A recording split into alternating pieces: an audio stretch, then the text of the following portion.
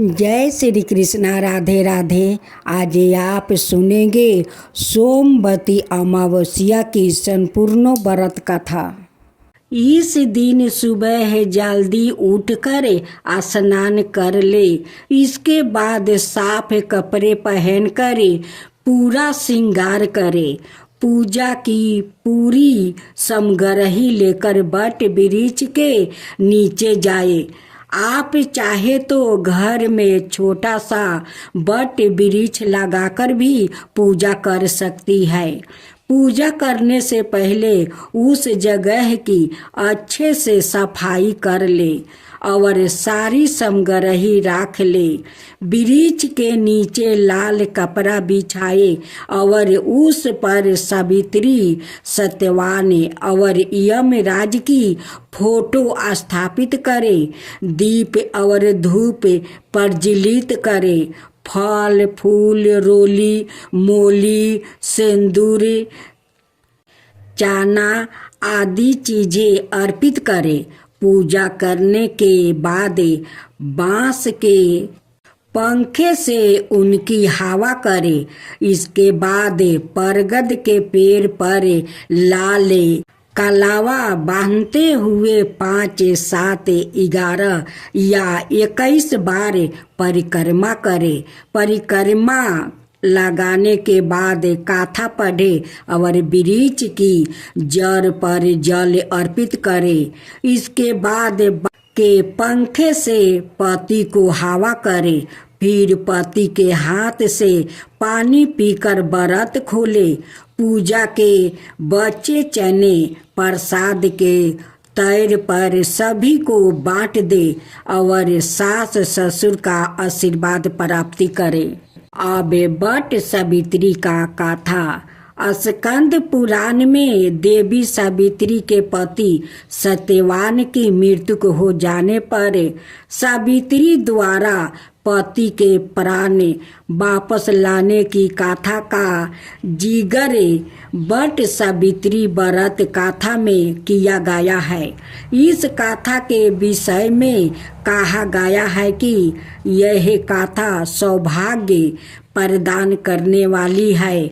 इसलिए वट सावित्री व्रत के दिन वट वृक्ष के नीचे इस कथा का विस्तार पूर्वक पाठ करना चाहिए और सुहागिन महिलाओं को इस कथा को सुनना चाहिए। राजर्षि अश्वपति की एकमात्र संतान थी। सावित्री विवाह योग्य होने पर सावित्री ने वनवासी राजा धूमतसेन के पुत्र सत्यवान को पति रूप में चुना। लेकिन नारद जी ने उन्हें बताया कि सत्यवान अल्पायु है और ठीक 1 बरस बाद उनकी मृत्यु निश्चित है। तो भी सावित्री अपने निर्णय से हटी नहीं। वो समस्त राज वैभव त्याग कर सत्यवान के साथ उनके परिवार की सेवा करते हुए वन में रहने लगी।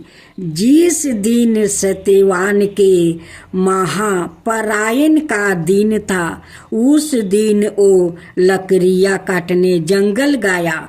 सावित्री भी उनके साथ चली गई। लकड़ी काटते काटते अचानक से सत्यवान के सिर में दर्द होने लगा। सावित्री ने कहा कि आप कुछ देर मेरी गोद में सिर रख कर सो जाइए, फिर हम आश्रम की ओर चलेंगे। सावित्री वट वृक्ष के नीचे बैठ गई और सत्यवान उनकी गोद में सिर रख कर लेट गया। तभी सावित्री ने देखा कि सांवले पिंगल वर्ण वाले किरीटधारी काले वस्तु पहने हुए साक्षात सूर्य के समान उदित हुए पुरुष उनके सामने खड़े हैं। सावित्री ने उन्हें प्रणाम किया और उनसे पूछा कि आप कौन है। इस पर यमराज ने कहा कि मैं सब प्राणियों के लिए भयंकर और कर्मों अनुसार उनका उचित दंड देने वाला यम हूँ। सो हे पतिव्रता सावित्री, गोद में पड़े हुए तुम्हारे पति की आहु समाप्त हो गई है, इसलिए मैं उन्हें लेने आया हूँ। ऐसा कहकर यमराज ने सत्यवान के शरीर से अंगुष्ठा मात्रा शरीर वाले जीवन आत्मा को बलपूर्वक निकाल लिया और यमपुरी की ओर चलना शुरू किया। सावित्री भी यम के पीछे पीछे चलने लगी। यमराज ने सावित्री से कहा कि कोई भी जीव बिना आहु समाप्त हुए यम मार्ग से नहीं जा सकता है, इसलिए तू लौट जाओ।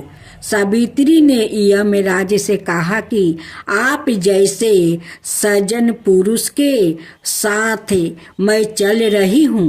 मेरे पति आपके साथ है तो मुझे आपके साथ चलने में कोई शर्म और गलनियाँ नहीं हो रही है। दूसरी बात, स्त्रियों के लिए इस पृथ्वी लोक में पति को छोड़कर कोई अन्य स्थान नहीं है, इसलिए मैं आपका अनुगमन कर रही हूँ। सावित्री की मधुर बातें सुनकर यम ने कहा कि मैं तुम्हारी बातों से प्रसन्न हूँ, इसलिए तुम्हें 3 वरदान देता हूँ। तुम्हारी जो इच्छा हो सो वर मांग लो। सावित्री ने तब यमराज से अपना खोया हुआ राज्य, सास ससुर के आंखों की रोशनी और सत्यवान से अपने 100 पुत्र के होने का वरदान मांग लिया। तत्काल ही यमराज ने तथास्तु कह दिया।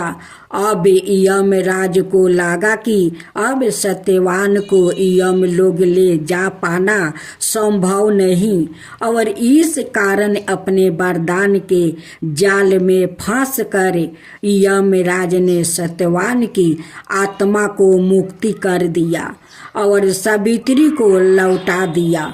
सावित्री पति के साथ अपने आश्रम लौट आई। सावित्री ने अमावस्या का व्रत किया, जिसके प्रभाव से सास ससुर की आंखों की रोशनी लौट आई। इनका राज्य विकसित हो गया और 100 पुत्र रत्न प्राप्ति। साथ में सुने माँ दुर्गा की आरती। जो लोग इस 5 भगवान की कथा सुनते हैं उस पर 5 भगवान का कृपा प्राप्ति होती है। तो दोस्तों, आप इस कथा को सुने तो पूरा सुने, अधूरा मत सुने। अधूरा सुनने से तो भगवान का अपमान होता है। अगर दोस्तों भगवान के मानते हैं तो पूरा उसकी कथा सुने, ताकि भगवान आप पर प्रसन्न होकर आपके ऊपर कृपा करे, आपका पति और संतान को लंबी आयु दे। सुनेंगे सोमवती अमावस्या की पूजा विधि।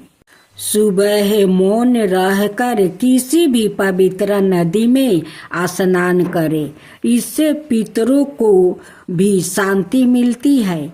सूर्या और तुलसी को जल अर्पित करके गायत्री मंत्र का उच्चारण करें। तुलसी की 108 बार परिक्रमा करे। शिव की प्रतिमा पर जल चढ़ाए। गाय को दही चावल खिलाए। हो सके तो पूरा दिन मौन व्रत धारण रखे। पीपल के पेड़ के पास जाए, वहाँ पास में ही तुलसी भी रखे। उस पर दूध दही रोली चंदन अक्षत फूल माला हल्दी काला तिल चढ़ाए। पान हल्दी की गांठ और धान को पान पर राख कर तुलसी को चढ़ाए, पीपल के पेड़ के चारों ओर 108 बार धागा लपेटते हुए परिक्रमा करे। इस दिन कुछ सामान के साथ भी परिक्रमा की जाती है, जैसे बिंदी, टॉफी, चूड़ी, मेहंदी, 20 कट आदि। आप कुछ भी सामान 108 बार लेकर 108 बार पीपल की परिक्रमा करे। फिर उस सामान को विवाहित कन्याओं को बांट दे। घर में रुद्राभिषेक करवाए। पूरी, खीर, आलू की सब्जी बनाकर पहले पितरों को अर्पण करे, फिर खुद ग्रहण करे। कपड़े, अन्न, मिठाई का दान करे। अब आप सुने सोमवती अमावस्या की कथा। सोमवती अमावस्या से संबंधित अनेक कथाएं प्रचलित है। परंपरा है कि सोमवती अमावस्या के दिन इन कथाओं को विधि पूर्वक सुना जाता है। एक गरीब ब्राह्मण परिवार था, जिसमें पति पत्नी के अलावा एक पुत्री भी थी। पुत्री धीरे धीरे बड़ी होने लगी। उस लड़की में समय के साथ सभी स्त्रियों गुणों का विकास हो रहा था। लड़की सुंदर और संस्कारित और गुणवान भी थी, लेकिन गरीब होने के कारण उसका विवाह नहीं हो पा रहा था। एक दिन ब्राह्मण के घर एक साधु पधारे, जो कि कन्या के सेवा भाव से काफी प्रसन्न हुए। कन्या को लंबी आयु का आशीर्वाद देते हुए साधु ने कहा कि कन्या के हथेली में विवाह योग रेखा नहीं है। ब्राह्मण चंपित ने साधु से उपाय पूछा कि कन्या ऐसा क्या करे कि उसके हाथ में विवाह योग बन जाए। साधु ने कुछ देर विचार करने के बाद अपनी अंतर्दृष्टि से ध्यान करके बताया कि कुछ दूरी पर एक गांव में सोना नाम की धोबिन अपने बेटे और बहू के साथ रहती है, जो कि बहुत ही आचार विचार और संस्कार वाली थी। पति परायण है। यदि यह कन्या उसकी सेवा करे और वो महिला इसकी शादी में अपने मांग का सिंदूर लगा दे, उसके बाद इस कन्या का विवाह हो जाए, इस कन्या का बेभाव योग मिट सकता है। साधु ने यह भी बताया कि वो महिला कहीं आती जाती नहीं है। यह बात सुनकर ब्राह्मणी ने अपनी बेटी से धोबिन की सेवा करने की बात कही। कन्या सुबह ही उठकर सोना धोबिन के घर जाकर सफाई और अन्याय सारे काम करके अपने घर आपस आ जाती है। सोना धोबिन अपनी बहू से पूछती है कि तुम तो सुबह सुबह उठकर सारे काम कर लेती हो और पता भी नहीं चलता। बहू ने कहा कि माँ जी, मैंने तो सोचा कि आप ही सुबह उठकर सारा काम खुद ही खत्म कर लेती हो। मैं तो देर से उठती हूँ। इस पर दोनों सास बहू निगरानी करने लगी कि कौन है जो सुबह ही घर का सारा काम करके वो चली जाती है। कई दिनों के बाद धोबिन ने देखा कि ये कन्या अंधेरे में मुंह ढाक कर घर में आती है और सारा काम करने के बाद चली जाती है। जब वो जाने लगी तो सोना धोबिन उसके पैरों पर गिर पड़ी। पूछने लगी कि आप कौन है और इस तरह छुप कर मेरे घर की सारे काम क्यों करती है। तब कन्या ने साधु द्वारा कही गई सारी बात बताई। सोना धोबी ने पति परायण थी, उसमें तेज था, वो तैयार हो गई। सोना धोबिन के पति थोड़ा अवस्था थे, उसमें अपनी बहू से अपने लौट आने तक घर पर ही रहने को कहा। सोना धोबिन ने जैसे ही अपने मांग का सिंदूर कन्या की मांग में लगाई, उसके पति मर गया।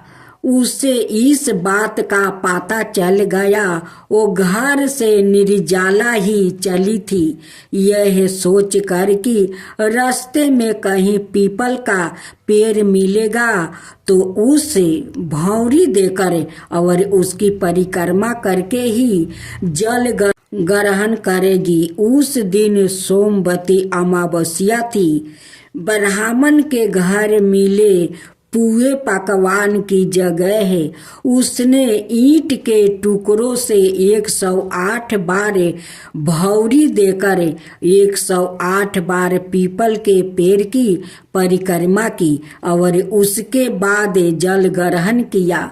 ऐसे करते ही उसके पति के मुर्दा शरीर में जान आने लगा। इसके बाद वो सुखी जीवन जीने लगी। सोमवार का दिन होने के कारण शिवलिंग का भी अभिषेक करे और ओम नमः शिवाय मंत्र का निरंतर जप करते रहे। इस बीच मंत्र से भोलेनाथ शीघ्र प्रसन्न हो जाते हैं और साधक की सभी मनोकामना पूर्ण कर देते हैं। इसके साथ साथ पितरों की चालीसा आदि का पाठ। श्री कृष्णा राधे राधे। आज आप सुनेंगे एक साथ 5 कहानी, ताकि भगवान आप लोग पर वो प्रसन्न रहे और खुश रहे, आप लोग को आशीर्वाद देते रहे। तो भक्त जनों, बड़े बड़े लोग कहते आए हैं भक्त के बस में है भगवान। यह बात बिल्कुल सच है। अगर हम दिल से उसको मानते हैं तो भगवान हमारे हमेशा साथ रहता है, हर काम में हमारा साथ बैठता है। आपने बहुत कहानी सुनी होगी जिसमें भगवान उनके साथ उनके हर काम में हाथ बटाते हैं। जैसे ब्रह्मानंद गुरु जब सिर पर गट्ठर लेकर आते हैं तो उनका गट्ठर अपने आप उनके सिर से ऊपर उठ कर आता था। उसी प्रकार कृष्णा भक्त जानाबाई जब घर का काम करती थी और काम करते समय भगवान के भजन करती थी, तो जब वो थक जाती थी तो उसका आधा काम खुद भगवान करते थे। इसी तरह नरसी भक्त की बेटी का भात भगवान खुद आकर भरते हैं। दोस्तों, भगवान तो हमेशा हमारे साथ है, बस वो तो हमारी श्रद्धा देखता है कि कितनी है। ऐसी ही घटना आज एक बुढ़िया की मैं आपको बताती हूँ। एक बुढ़िया गुरु गोरखनाथ के दर्शन करने आती है।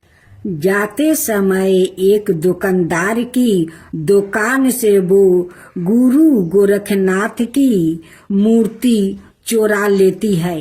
जब वो मूर्ति चुरा कर थोड़ी दूर चलती है तो उसकी आत्मा उसे कोसती है और वो आगे नहीं चल पाती है।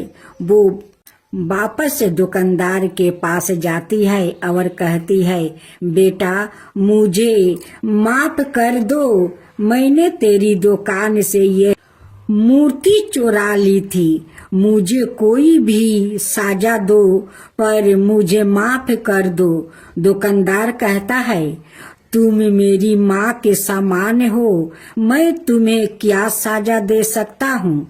साजा देने वाले तो गुरु महाराज है। जब तुम यह मूर्ति चुरा कर ले गई थी तो तुम्हारा बटवा यही रह गया था, जिसमें 2000 रुपये थे। उसकी कृपा हो तो कोई किसी का कुछ नहीं बिगाड़ सकता है। उसके बाद बुढ़िया माँ कहती है, मैं यह पैसा तुझसे नहीं लूंगी, यह पैसा तेरे है। मुझे आज मेरे गुरुजी मिल गया है। वो बहुत खुश होती है और घर चली जाती है। वो हर रोज खाना खाने से पहले गुरु गोरखनाथ को खाना खिलाती है, नहलाती है, कपड़े बदलती है। हर रोज ऐसे ही पूजा करती है। एक दिन वो बीमार हो जाती है और अपनी बहू को गुरु की सेवा करने को कहती है। उसके बाद उसकी बहू के हाथ में मूर्ति छूट जाती है तो बुढ़िया माँ रोने लगती है और जिद करने लगती है, डॉक्टर को बुला कर लेकर आओ, गुरु को चोट लग गई है। जब वो बहुत समझने के बाद भी नहीं मानती, उसका वहम खत्म करने के लिए उसका बेटा डॉक्टर को बुला कर लाता है। डॉक्टर आता है और जब वो उसका वहम मिटाने के लिए मशीन लगा कर देखता है तो मूर्ति का दिल धड़कने लगता है। डॉक्टर बहुत घबरा जाता है और बार बार मशीन लगा कर देखता है, तभी भी ऐसे ही धक धक की आवाज आती है। डॉक्टर बहुत घबरा जाता है और बुढ़िया माँ के चरणों में पड़ जाता है। दोस्तों, सच्ची भक्त हो तो आपने भक्तों की लाज बचाने के लिए भगवान जरूर आता है। ऐसी ही और कहानियों पढ़ने के लिए नीचे दिए गई लिंक पर करें। जय श्री कृष्णा, राधे राधे। अब आप सुनेंगे कृष्णा बाई की कथा, श्री कृष्णा और उनकी भक्त की कहानी। समुंदर के किनारे एक गांव में कृष्णा बाई नाम की बुढ़िया माता रहती थी। वो भगवान श्री कृष्णा की परम भक्त थी।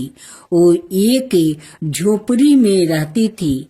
कृष्णा बाई का वास्तविक नाम सुखिया था, पर कृष्णा भक्त के कारण उनका नाम गांव वालों ने कृष्णा बाई रख दिया। घर घर में झाड़ू पोछा, बर्तन और खाना बनाना ही उनका काम था। कृष्णा बाई रोज फूलों की माला बनाकर दोनों समय श्री कृष्णा जी को पहनाती थी और घंटों कान्हा से बात करती थी। गांव के लोग वही सोचते थे कि बुढ़िया पागल है। एक रात श्री कृष्णा जी ने अपनी भक्त कृष्णा बाई से यह कहा कि कल बहुत बड़ा भूचाल आने वाला है, तुम यह गांव छोड़कर दूसरे गांव चली जाओ। अब क्या था, मालिक का आदेश था। कृष्णा बाई ने अपना सामान इकट्ठा करना शुरू किया और गांव वालों को बताया कि कल सपने में कान्हा आए थे और कह रहे थे कि बहुत प्रलय होगा, गांव छोड़कर पास के गांव में चली जा। अब लोग कहाँ उस बुढ़िया पागल की बात मानने वाले थे। जो सुनता वही जोर जोर ठहाके लगाता।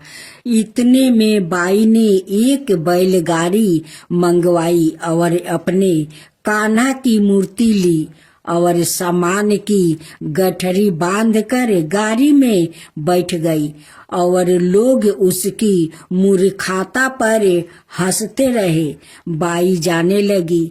अपने गांव की सीमा पार कर आगे गांव में प्रवेश करने ही वाली थी कि उसे कृष्णा की आवाज आई, अरे पगली, जा अपनी झोपड़ी में से ओ सुई ले आ जिसे तू माला बनाकर मुझे पहनाती है। यह सुनकर बाई बेचैन हो गई और तड़प गई कि मुझसे यह भारी भूल कैसे हो गई। अब मैं कान्हा की माला कैसे बनाऊंगी। उसने गाड़ी वाले को वहां रोका और बदवा से अपने झोपड़ी की तरफ भागी।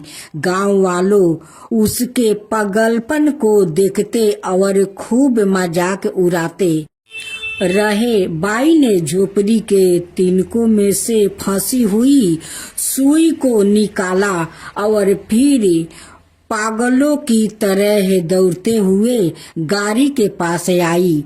गाड़ी वाले ने कहा कि बाई, तू क्यों परेशान है, कुछ नहीं होना। बाई ने कहा, अच्छा अब चले। अरे जल्दी से अपने गांव की सीमा पार करे। गाड़ी वाले ने ठीक ऐसे ही किया। अरे यह क्या, जैसे ही सीमा पार हुई पूरा गांव ही समुंदर में समा गया। सब कुछ जल मगन हो गया। गाड़ी वाला भी अटूट कृष्णा भक्त था। यने कने पराकरण भगवान ने उसकी भी रक्षा करने में कोई विलंब नहीं किया। इस कहानी से हमें यह शिक्षा मिलती है कि प्रभु जब अपने भक्त की मात्रा एक सुई तक की इतनी चिंता करते हैं तो वो भक्त की रक्षा के लिए कितना चिंता होते होंगे। जब तक उस भक्त की एक सुई उस गांव में थी पूरा गांव बचा था। इसलिए कहा जाता है कि बड़ी बदरिया पाप की बरसाने लगे, अंगारे संत ना होते जगत में जल जाता।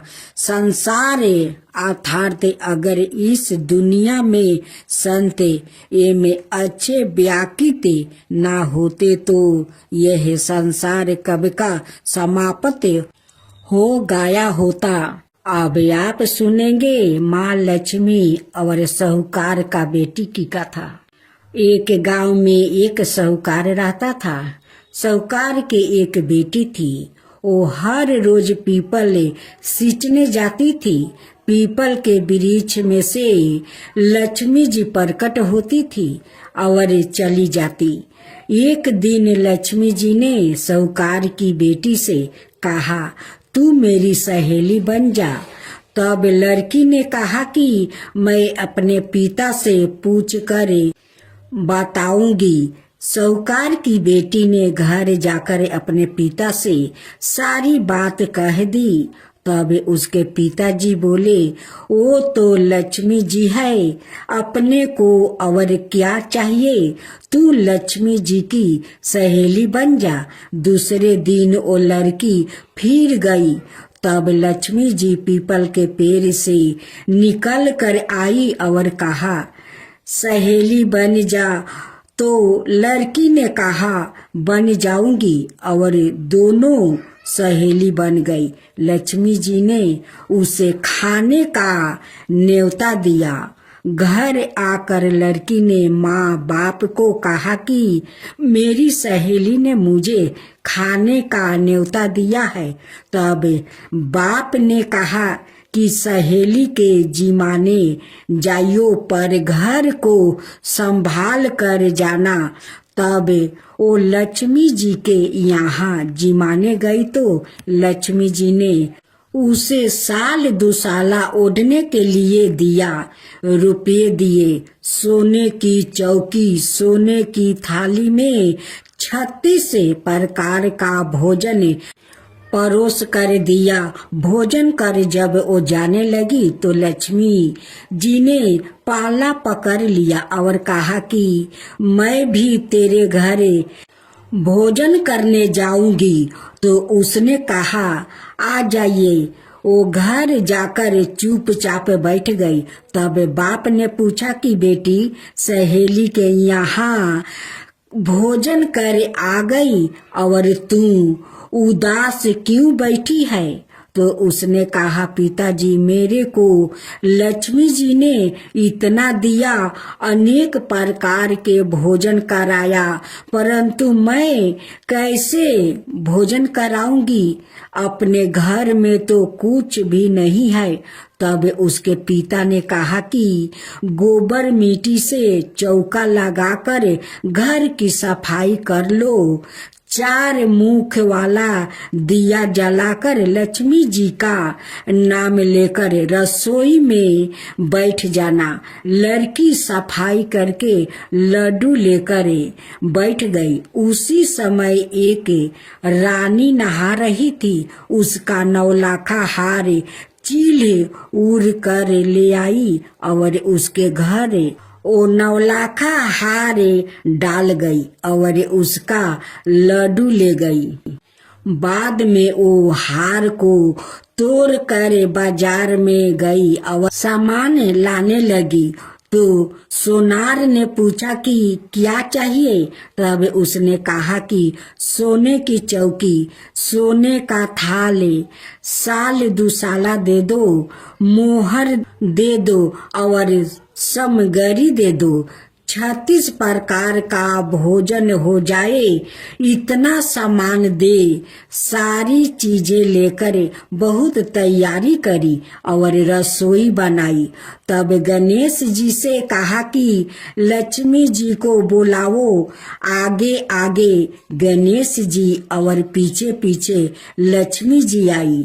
उसने फिर चौकी डाल दी और कहा, सहेली चौकी पर बैठ जाओ। जब लक्ष्मी जी ने कहा सहेली चौकी पर, तो राजा रानी के भी नहीं बैठी, किसी के भी नहीं बैठी। तो उसने कहा कि मेरे यहाँ तो बैठना पड़ेगा। फिर लक्ष्मी जी चौकी पर बैठ गई। तब उसने बहुत खातिर की। जैसे लक्ष्मी जी ने करी थी वैसे ही उसने करी। लक्ष्मी जी उस पर खुश हो गई। घर में खूब रुपया एम लक्ष्मी हो गई। साहूकार की बेटी ने कहा, मैं अभी आ रही हूँ, तुम यही बैठा रहना। और वो चली गई। लक्ष्मी जी गई नहीं और चौकी पर बैठी रही। उसको बहुत दौलत दी। हे लक्ष्मी जी, जैसा तुमने साहूकार की बेटी को दिया वैसा ही सबको देना।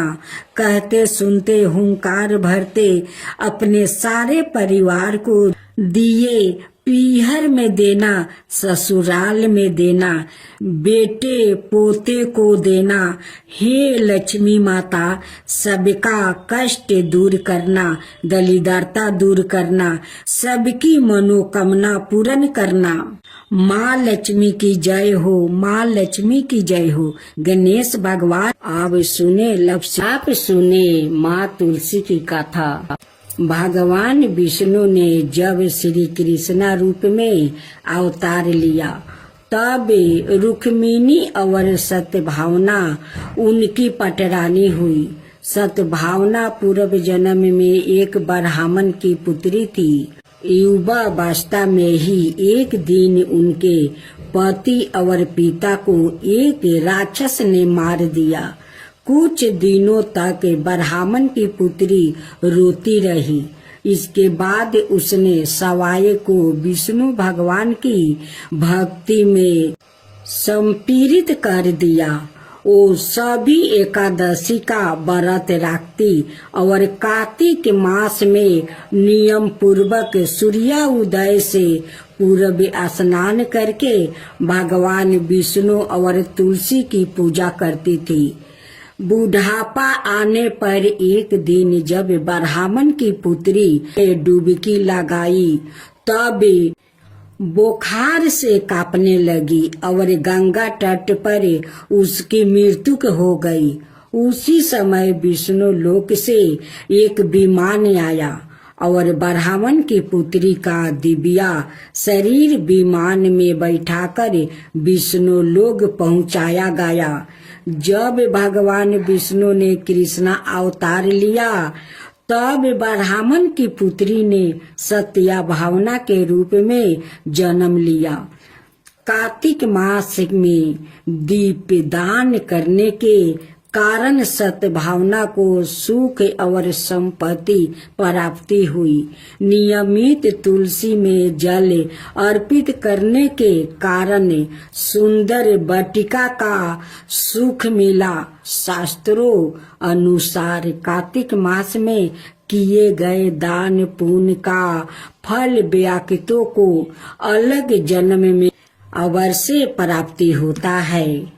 गुणवती नामक के स्त्री ने कार्तिक मास में सुंदर द्वार पर तुलसी की एक सुंदर सी वाटिका लगाई। उस पुण्य के कारण वो अलग जन्म में सद्भावना बनी और सदाए कार्तिक मास का व्रत करने का कारण वो भगवान श्री कृष्णा की पत्नी बनी। यह है कार्तिक मास में तुलसी आराधना का फल। इस मास में तुलसी विवाह की भी परंपरा है जो कार्तिक मास की पूर्णिमा तिथि को किया जाता है। इसमें तुलसी का पौधे को सजाए संवारे जाता है और भगवान शालिग्राम का पूजन किया जाता है। तुलसी का विवाहित विवाह किया जाता है। जो व्याकृत यह चाहता है कि इसके घर में सदाए शुभ कार्य हो, सदाए सुख शांति का निवास रहे, उसे तुलसी की आराधना अवश्य करनी चाहिए। कहते हैं कि जिस घर में शुभ कर्म होते हैं वहाँ तुलसी हरी भरी रहती है और जहाँ अशुभ कर्म होते हैं वहाँ तुलसी कभी भी हरी भरी नहीं रहती है। तुलसी हमारी आस्था है और श्रद्धा की प्रतीक है और अपरिमित औषधियों गुणों से युक्त भी। बरस भर तुलसी में जल अर्पित करना और संध्या काल तुलसी के नीचे दीप जलाना अत्यंत श्रेष्ठ माना जाता है। कार्तिक मास में तुलसी के समीप दीपक जलाने से मनुष्य अनंत पुण्य का भागी बनता है। इस मास में तुलसी के समीप दीपक जलाने से व्याकृत को साक्षात लक्ष्मी की कृपा प्राप्ति होती है, क्योंकि तुलसी में साक्षात लक्ष्मी का निवास माना गया है। अब माँ तुलसी का दूसरा अध्याय। एक बार राधा जी सखी से बोली, सखी तुम श्री कृष्णा की प्रसन्नता के लिए किसी देवता की ऐसी पूजा बताओ जो परम सौभाग्यवती हो। तब समस्त सखियों में श्रेष्ठ चंद्र नाना ने अपने हृदय में एक क्षण तक कुछ विचार किया, फिर बोली, राधे परम सौभाग्यदायक और श्री कृष्णा की भी प्राप्ति के लिए वरदायक व्रत है तुलसी की सेवा। तुम्हें तुलसी सेवन का ही नियम लेना चाहिए, क्योंकि तुलसी का यदि स्पर्श अथवा ध्यान नाम संकीर्तन आरोपण चेतन किया जाए तो महान पुण्य प्रदान होता है। हे राधे, जो प्रतिदिन तुलसी की भक्ति करते हैं वो कोटि सहस्त्रों योगों तक अपने उस कीर्तन का उत्तम फल भोगते हैं।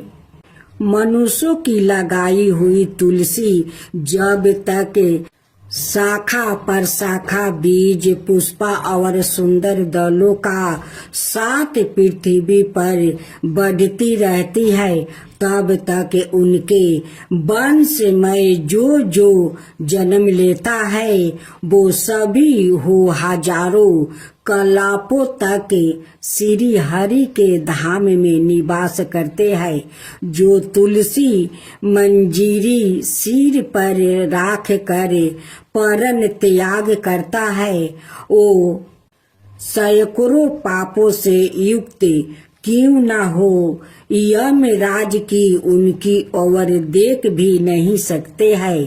इस प्रकार चंद्र नाना की कही बात सुनकर परमेश्वरी श्री राधा ने साक्षात श्री हरि को संतोष करने वाले तुलसी सेवन का व्रत आरंभ किया और केतकी वन में 100 हाथ गोलाकर भूमि पर बहुत ऊंचा और अत्यंत मनोहर श्री तुलसी का मंदिर बनवाया, जिसकी दीवार सोने की जोड़ी थी और किनारे किनारे पद्म राग मणि लगाई थी। वो सुंदर सुंदर परने हरी और मोतियों के परकोटे से अत्यंत सुशोभित था। उसके चारों ओर परिक्रमा के लिए गली बनाई गई थी, जिसकी भूमि चिंतामणि से मंडित थी। ऐसे तुलसी मंदिर के मध्यम भाग में हरे पलों से सुशोभित तुलसी की स्थापना करके श्री राधा ने अभिजीत मुहूर्त में उनकी सेवा आरंभ किया। श्री राधा जी ने आश्वासन शुक्ला पूर्णिमा से लेकर चैत्र पूर्णिमा तक तुलसी सेवन व्रत का अनुष्ठान किया। व्रत आरंभ करने के उन्होंने प्रति मास पृथक पृथक रस से तुलसी को सींचा। कार्तिक में दूध से, मार्गशीर्ष में ईख के रस से, पूष में दर्छा रस से, माघ में 12 मासी आम के रस से, फागुन मास में अनेक वस्तुओं से मिश्रित मिश्री के रस से और चैत्र मास में पंचमृत से उनका सिंचन किया और वैशाख कृष्णा प्रतिपदा के दिन उद्यापन का उत्सव किया। उन्होंने 2 लाख ब्राह्मणों को 56 भोग से दीर्पित करके वस्तु और आभूषण के साथ दक्षिणा दी। मोटे मोटे दिव्य मोतियों का 1 लाख भरे और सौरन का 1 कोटि भर श्री गंगाचार्य को दिया। उस समय आकाश से देवता तुलसी मंदिर पर फूलों की वर्षा करने लगे। उसी समय सौरन सिंहासन पर विराजमान हरि प्रिया तुलसी देवी प्रकट हुई। उसके 4 भुजाएं थी, कमल दल के समान विशाल नेत्र थे। 16 बरस की सी अवस्था और स्वयं कांति थी। मस्तक पर हिमालय किरीट प्रकाशित था और कानों में कंचन मय कुंडल झलमला रहे थे।